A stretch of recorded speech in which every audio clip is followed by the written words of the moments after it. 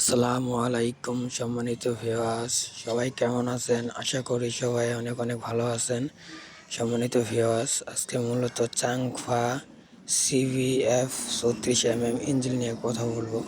সম্মানিত ভিউয়ার্স, আমাদের ইঞ্জিন ঘোলাতে কিসে ব্যবহার করি আজকে মূলত এটা তুলে ধরবো। সম্মানিত ভিউয়ার্স, আমরা মূলত ইঞ্জিনগুলা ব্যবহার করে থাকি ধান মাড়াই মেশিন।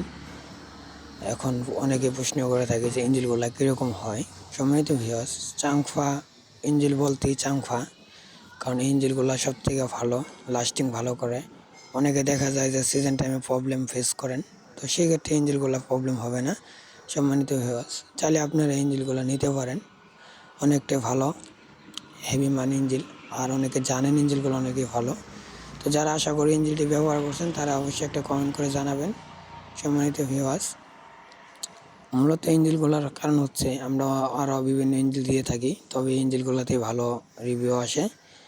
সম্মানিত ভিউয়ার্স, চাংফা ইঞ্জিনগুলো আমরা ব্যবহার করে থাকি আমাদের গাড়িতে, তো সবাই ওই ইঞ্জিনগুলো দিয়েও নেয়। তো আশা করি সবাই দুইটা ইঞ্জিনেই ভালো পাইছে। ভালো থাকবেন, সুস্থ থাকবেন। ভিডিও পর্যন্ত শেষ। আসসালামু আলাইকুম।